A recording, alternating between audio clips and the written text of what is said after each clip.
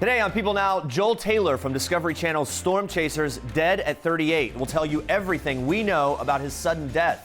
Inside that California house of horrors, an expert joins us live to tell us what is in store for the 12 siblings who allegedly lived in terror at the hands of their parents. And one of our favorite shows, This Is Us, drops another huge fiery clue about Jack's death. And fans, they are pulling out the tissues. Plus, series star Susan Kelechi Watson weighs in on Sterling K. Brown's big SAG Award win. But I think he was even happier that we got the Ensemble Award because he kept saying that he wanted for all of us to get one.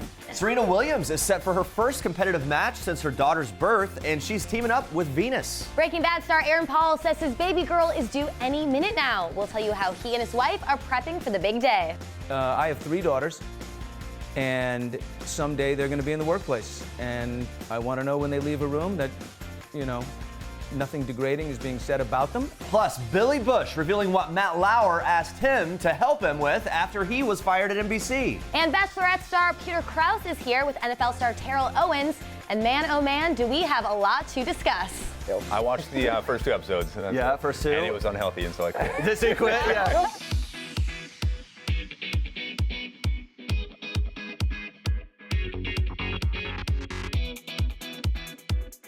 Happy hump day, everyone. Welcome to People Now. Great to see you. Guys, everyone is talking about last night's This Is Us episode. It was a biggie for sure. So today we're asking you what your thoughts are on the very fiery episode. Tell us everything.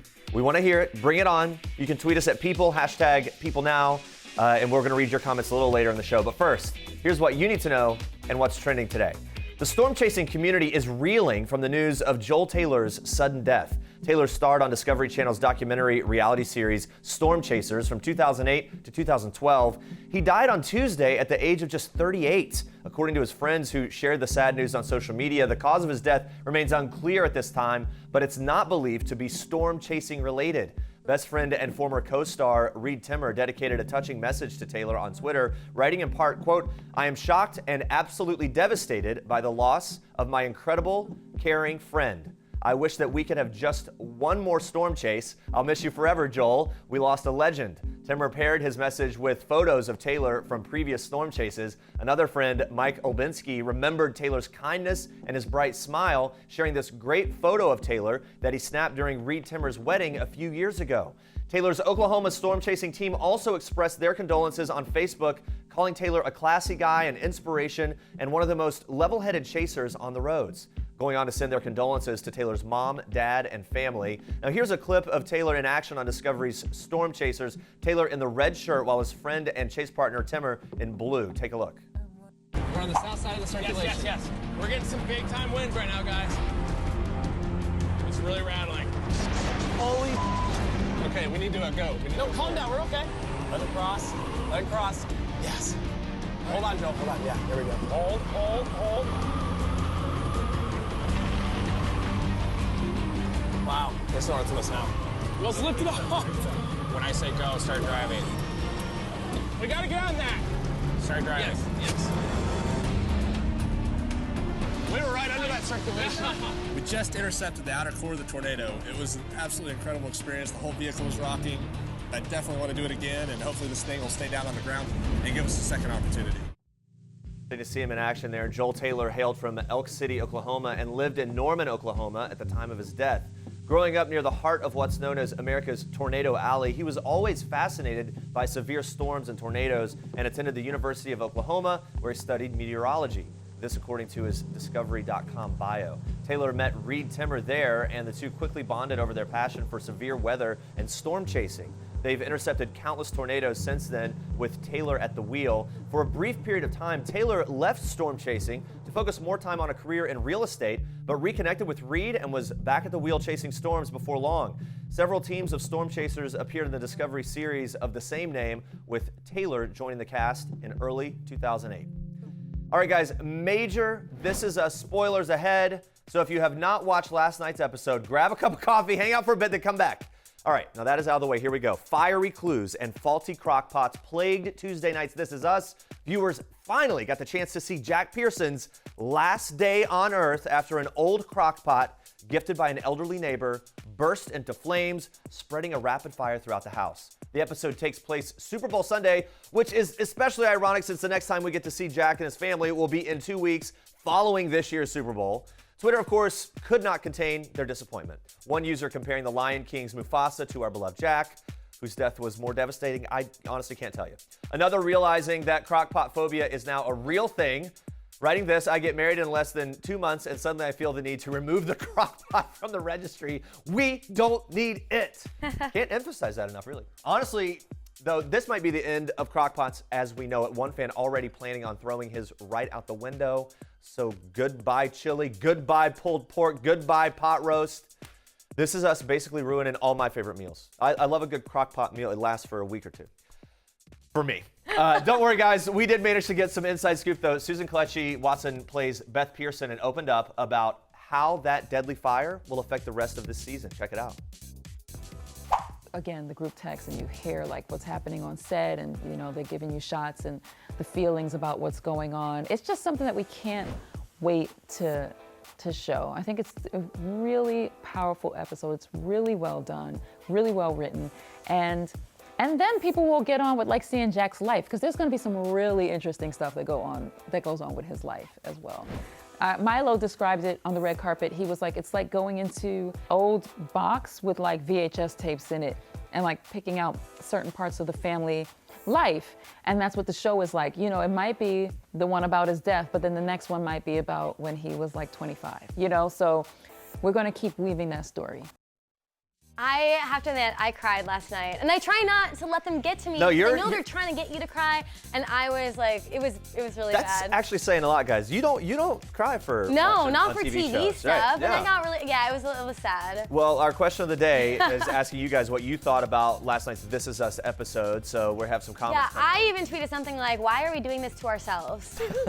Like we know it's going to be so painful. Why do we keep watching every week? All right, I think we have a couple comments. Fabiola writing, I have a few choice words for these writers.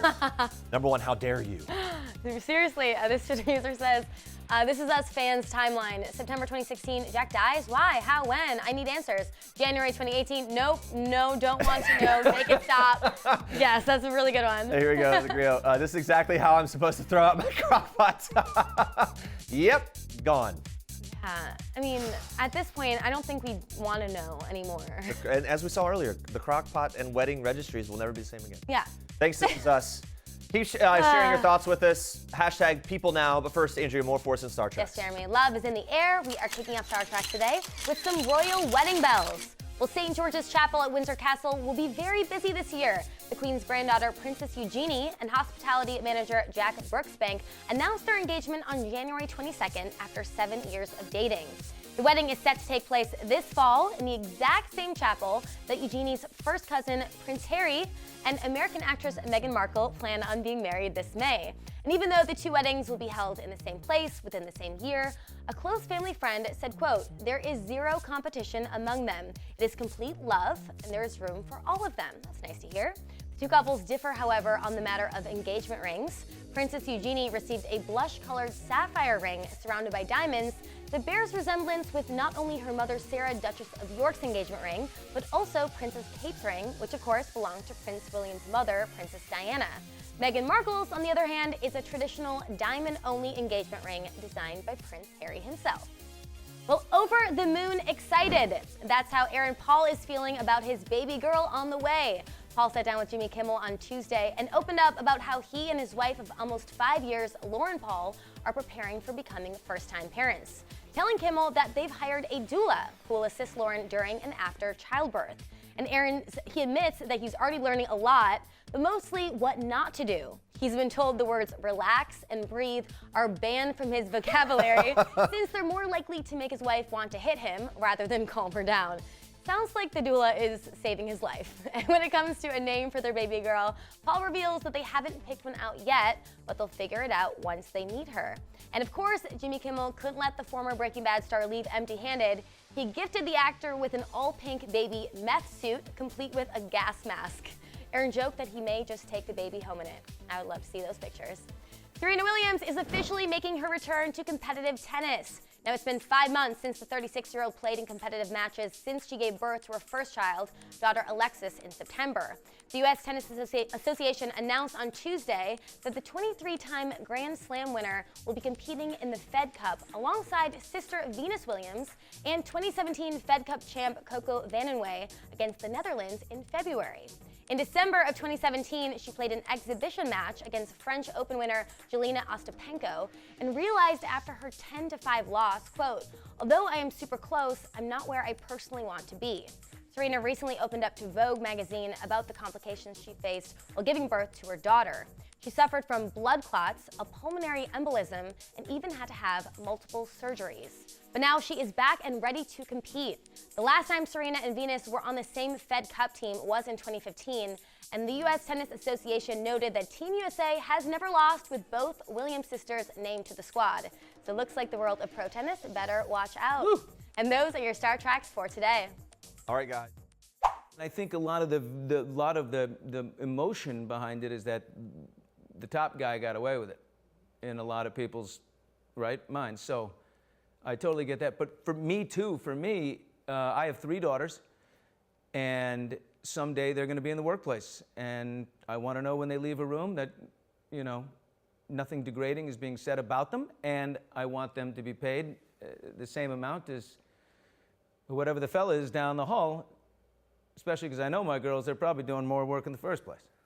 All right, Billy Bush there opening up about life after scandal following that damning Trump Access Hollywood tape. We have a little background first. Yeah, now everyone remembers this. The Washington Post surfaced the 2005 video a little over a year ago. Now, in the clip, Bush is heard laughing along as Trump talks about forcing himself onto women. Trump obviously survives the scandal, becomes president of the United States, while Bush is quickly fired from NBC. All right, so now, in a new interview with People, Bush says that Matt Lauer actually fought for him to stay at the network. He reveals, quote, "Matt assured me he fought for me in private, and I accepted that." So Bush believes him. Yeah, now Lauer, as we remember, was fired from NBC over sexual misconduct allegations. I do remember that. Yeah, his last day was November 28th. They announced his firing on the 29th. Since then, Bush says Lauer has reached out, telling people he texted me and asked about self-help books I've been reading. Yeah, kind of interesting that he would have reached out like, hey, you've gone through this and I need some help here. And Lauer was reportedly critical of Bush, though, when they were NBC colleagues. But Bush doesn't feel any sort of relief that other men have gone down for far worse allegations.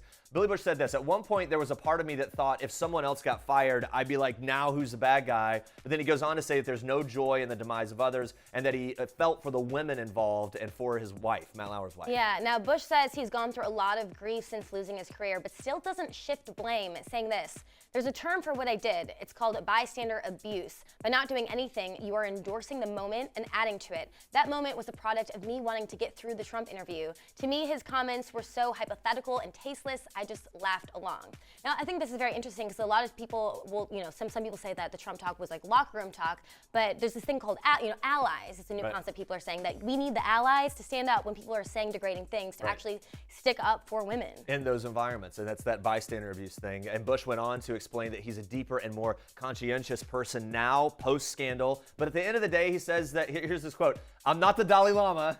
I'm still Billy freaking Bush," which is my favorite quote of the entire thing. Pretty good. All right, moving on to this, you guys. A brand new book is exploring the complicated relationship between Jackie Kennedy, her sister Lee, and their mother Janet Bouvier. Now, appropriately, it's called Jackie, Janet, and Lee, written by J. Randy Taraborelli. All right, now here are 3 big things that we learned in an exclusive excerpt in this week's issue of People. First, the girl's mother, Janet, taught them both to be winners from an early age, which included chasing power and marrying a man with money. Wow, that is very fascinating to hear. Before JFK, Jackie was actually engaged to a stockbroker, John Husted Jr. The wedding was set for June of 1952, but Jackie's mother, Janet, found out during their engagement party that John only made $17,000 a year. Now that's about $160,000 today. Yeah, inflation, all that, but guys, still... Yeah, it was pretty good money. Pretty good money, but not a lot of money necessarily. Basically a deal breaker for the Bouviers. After the party, Jackie took John to the airport, slipped the engagement ring off her finger, and dropped it into his jacket pocket. About that moment, John remembered. Here's his quote. Here's a quote from that: "She was ice cold. It was like we never knew each other." It was just this harsh cutoff. That's right? very, very harsh. Yeah. Now, a year later in 1953, Lee would marry a publishing heir, and Jackie would marry John F. Kennedy, who was then a senator from Massachusetts. Now, the sense of competition between the sisters was definitely strong during those years. After JFK was elected president in 1960, Lee told her friends things like, how can anyone compete with that? It's all over for me now. So you really sense the competition. So competitive. But after JFK was assassinated in November of 1963, Jackie was inconsolable, crying constantly. She confessed she was drinking too much. She often threatened suicide, even blamed herself for his death and wished it had been her instead. Yeah, it's really, really sad, some of those revelations there. And Lee told her friends that Jackie called her once in the middle of the night saying that she wanted to take pills with vodka, hoping that she wouldn't wake up the next morning. Yeah, now when Lee heard this, she booked it over to her sister's apartment, and while Jackie slept, she swept the apartment for prescription drugs, flushed them all down the toilet. So you can see that they are deeply competitive when it comes to the serious matters. They are there for each other. They were ever there for each other. Absolutely. And when Jackie moved to New York City after JFK's death, Lee asked her beau at the time, multimillionaire Aristotle Onassis, to check in on Jackie. And before long, he was obviously stopping by to see her very, very often. Yeah. Now, Lee was still married at the time, but continued her affair with Onassis, all the while worrying about why he was so invested in her sister's happiness. Yeah, in 1967, Onassis invited Jackie to Greece without telling Lee, and she went. So fast forward to October 1968, the two were hosting their wedding. And get this, after an affair that lasted 5 years, Lee only learned about the nuptials when Onassis called her to extend a personal invitation. Ouch. When Lee got there, she was struck by her sister laughing. She tried to remember the last time she'd seen her that happy. Now, Jackie thanked her for coming, then grabbed her arms and said just 4 words, I need this, Lee. Wow. So a lot of love there, a lot of ambition, one of the fiercest sibling rivalries that really I've ever heard of. Can you even imagine that kind of competition? It's absolutely fascinating and sounds quite exhausting. Yeah, it does. For them. Yeah, I'd have to keep that up. And guys, you can definitely pick up the book, Jackie, Janet, and Lee, for more on this fascinating story. It is available January 30th. All right, guys, stay with us. Bachelorette heartthrob Peter Kraus and former NFL star Terrell Owens are talking Bachelor Winter Games and the NFL's controversial season. Plus, This Is Us star Susan Kelechi Watson is revealing why everyone on the cast loves to poke fun at her on-screen husband, Sterling K. Brown. Stick around for that. This is Jennifer Lawrence in People. This is Jennifer photobombing Taylor Swift and Sarah Jessica Parker and Liam Hemsworth, proving that while we all love the fashion of the red carpet, it's people who steal the show. People. The details make the story. All right, the Bachelorettes, Peter Kraus and NFL superstar Terrell Owens are teaming up to promote a new friend-making app called Hive Social. It's an online network that helps connect local folks with similar interests. Yeah, and Peter has a knack for making friends after his time on The Bachelorette. So what's he thinking about Bachelor Arie's current season? I watched the first 2 episodes. Yeah, first 2. And it was unhealthy, and so I quit. Did he quit? Yeah. What do you think of Arie, though? He seems like a good guy. Yeah. He's kind of like myself, kind of quiet and reserved, but when he speaks, he has something to say. Now because people are obsessed with you always. The people are saying that you and CN, I don't know if you remember CN. I haven't. Well, He's they on were this saying, season. Okay. Yeah. He's a standout. They were saying that you two would make a really good couple. Someone did tag me in a post of hers, I think, today. Yeah. Very cute. If she was what the do you think? Yeah, there we go. What do you think? We'll leave that up to another point. I don't know. Great thing. Go find someone who have a mediocre life with. You were obviously a front runner and a favorite to be the Bachelor. Yep. You did not end up being the Bachelor. Correct. We want to know what happened and if you will do it in the future, if they asked. At the time, it was not something that I was interested in. We had a couple talks here and there, and I just didn't feel it. And so why put myself at risk, put everybody else in a position where they're going to be upset with my decision at the end, so I just didn't do it. It wasn't that I didn't have those feelings for Rachel. I was definitely ready to proceed in a relationship with her. It was just I wasn't sure that it was engagement at that time, definitely moving in that path. And so to do the exact same thing again, I didn't know if I was ready to do it. So have you talked to Rachel since, and any regrets? I've not. No regrets, haven't talked to her. I enjoyed the experience. I'm happy that it happened, and on to the next thing. Yeah, I know he says he doesn't want to do it, but we still would love to see him in that role. Holding out hope. And there are more seasons to come. Yeah. And he is ready to move on. Peter Yes. telling us that he will definitely not be participating in this year's Bachelor Winter Games, although he will be tuning in to one big sporting event in just a short couple weeks or so, the Super Bowl. Yes, of course. And T.O. had lots to say about the upcoming matchup, including the NFL's controversial season as a whole, from infamous anthem protests to Colin Kaepernick's Take a Knee. Watch this. Well, I think with Colin, I think, my first thought is too much is given, much is required. And now we're in an era where social media platforms are a way to really voice our opinion. Where now, even with women and some of the things they've been dealing with, they've been silenced for so long. Now guys realize that they have a voice and they want to make the most of that. So again, me being in that situation, would I have taken a knee? Probably so, because I understand the message behind in which, Colin, made that stance. And so I'm all for people, speaking up, standing by what they believe in, and I think that's what he's done. I'll sit and watch as people are reading. I'll walk into a trailer, and it's like they have a tissue in their hand. Oh my God. So it's like, oh my God. Kind of sad, This too. is not good. You see, guys, it's not only us, even the cast gets teary-eyed. Tuesday night's This Is Us had us feeling a lot of different emotions, but mostly sadness, after another fiery clue was revealed in Jack Pearson's untimely death. Certainly a big week for the show and its cast. The This Is Us family celebrated a milestone win Sunday night after snagging Best Ensemble in a TV drama at the 2018 SAG Awards. As if that wasn't enough, Sterling K. Brown made history as the first African-American to win a SAG statuette for Best Actor. But according to his TV wife, it was the Best Ensemble victory that meant the most.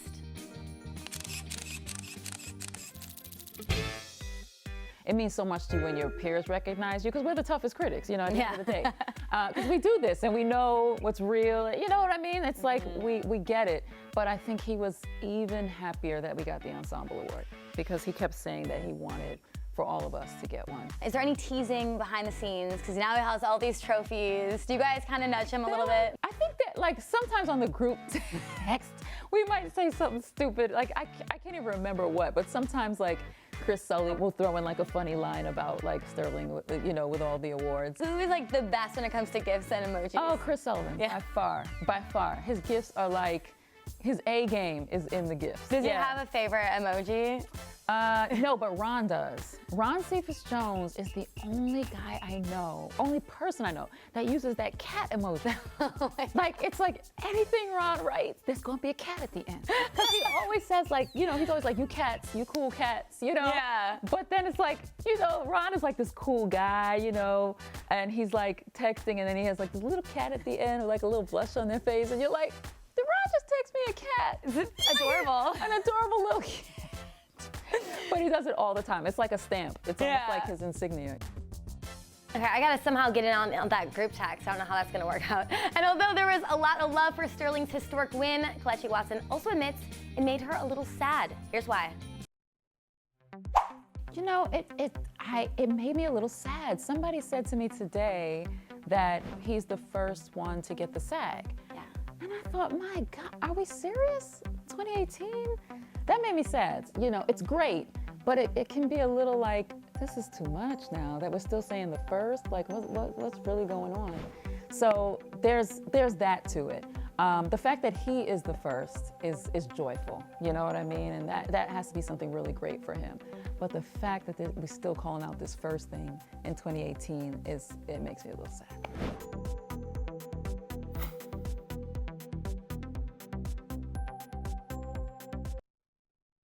The California House of Horrors, a seemingly normal home from the outside, but inside, 12 siblings allegedly lived in terror of their parents who held them captive, starved, and reportedly chained them to furniture. On January 14th, one brave 17-year-old plotted an escape from the home. Now parents David and Louise Turpin are being charged and held on a $12 million bond each, with over 30 counts varying from torture to child abuse. The siblings are currently being treated at local hospitals, receiving care from doctors, dietitians, and counselors. There are 13 siblings total, but authorities say the 2-year-old appears to have escaped abuse. Joining me now live via Skype is psychologist Dr. Rebecca Bailey, a board member of the JC Foundation, a group founded by JC Dugard. Thank you for talking to us this morning, Dr. Bailey. The JC Foundation focuses on helping children and families that have gone through some sort of trauma or abduction. For these Turpin siblings, they've experienced alleged physical, mental, emotional abuse at the hands of their parents. The main question I have here is, how can they start to rebound from this? Well, I think right now what's important is that they're in a right place to get stabilized. Their nutritional needs are being brought up. Going forward, what they're going to need to be is in a protected place where they're allowed to have some acclimation to the greater world, dealing with activities of daily living, things like going into a store, etc. All right, now this story is of course different from an abduction case since the 13 siblings are the Turpins' own children. How will the therapy and treatment be different for a situation like this? Well, I think what's very important we remember, every situation is very unique. One of the common threads here is we cannot deny grief from the past. I mean, obviously they've been through horrendous situations. And going forward, we're going to have to allow them not only to grieve the past, but also to deal with the grief of acclimating to the world. It can be a very scary world to come into. Absolutely, and these siblings were allegedly held captive in their home, missing a lot of important moments and social interactions that most children would experience otherwise and that most children need. What do you think will be the most difficult part of re-entering the world for them, as you just sort of alluded to there, getting into the real world? Well, in my experience, one of the big challenges is facing choices. It's a blessing and a curse, so to speak, because in our daily life, every minute we're making choices, and this will be a new experience for them if it's similar to other families we've worked with. And also just dealing with the pressures of even the media coming in, the questioning, the attention that is going to be focused on them. Sure, and the 13 siblings range in age from 2 to 29. According to authorities, the 2-year-old may have avoided torture or any sort of abuse. But in a situation like this, is it best to keep all the kids together? What's going to happen to the children who are under 18? Do you think that'll be a priority to keep them together?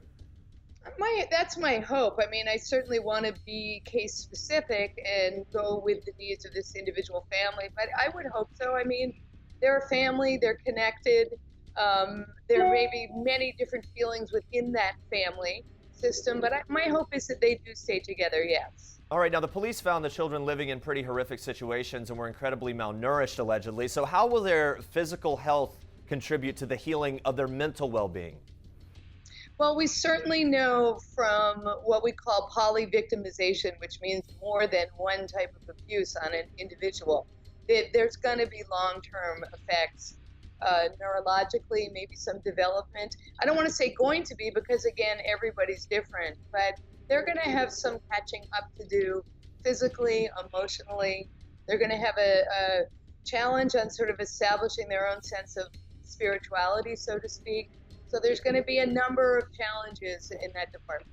Yeah, so much work ahead for them. Dr. Bailey, thank you for the insight. Really appreciate you joining us this morning. Thanks. Guys, for more information on the developing House of Horrors case, you can go to people.com for more details. All right, shifting gears back to our question of the day, but on a much lighter note. Yes. One last time, we've been asking you guys all morning, what are your thoughts about that episode last night of This Is Us? It was intense. So Joan saying between the scenes where Jack is cleaning the kitchen and where the older neighbor gives them the crock pot, I was crying so much I could hardly see. It is easy to love Jack's character and feel his relationships with his family. Great show. Yeah. It's true, Jack is so beloved. It's like he can't do anything wrong. Laura adds this, people now says so many tears, so much emotion, never forget to tell those you love that you love them. Never let someone walk away without knowing how you feel. You never know when will be the last time that you'll be able to. And you see it, like people really connecting it to real life. That's why this show works so well. I know, it's crazy that a TV show can remind you to tell your I love it. your family that you love them. Julia also had a pretty simple reaction Yeah. to the tweets. Tweeting sad with a crying emoji. I'm with you there, Julie. I mean, we're all sad. And you know what the cast is too? The cast talks about like having table reads, and particularly for this episode, how they were all emotional as they read through it on the paper, sitting around a table. Yeah, and you guys, thank you so much for the tweets. You can always tweet us with the hashtag #PeopleNow, and we will read them on air. So thanks for those. Yeah, and we have even more gifts about that ominous crock pot that we've been talking about. Let's take a look. All about the crock pot. Me trying to throw away my crock pot, slow cooker with all the food. I mean, I've never even owned a crock pot, so I feel like I'm safe. That says me looking at my slow cooker. Looking at you. I see you. Tonight's episode of This Is Us had me like, yep, crying in the corner with my best friend. All right, there you go, guys. Well, we kind of felt it together. I think this is helping us move forward from This Is Us. We'll be asking you a new question of the day tomorrow, People Now. Come on back at 8:30 a.m. We'll work through it all together, whatever it is. Coming up tomorrow, Toni Braxton is here talking about her new Lifetime movie, Faith Under Fire, and a whole lot more. The queen of R&B and of pop music and of the 90s and everything else. Very excited to hear from her. Plus, Olympic figure skater Ashley Wager is breaking down the U.S. Olympic skating team and who to watch in Pyeongchang. Yes, thank you so much for watching. For now, we leave you with one last thing from Nickelodeon star Jace Norman. Enjoy. Bye, guys. Hi, I'm Jace Norman, and this is one last thing. The last show I binge-watched was The Office. Ain't no party like a Scranton party, because a Scranton party don't stop. The last time a song got stuck in my head, I've been listening to the Drake EP, the one that he just came out with. More Life! The last time I laughed so hard I cried, probably on set with Cooper Barnes, my co-star.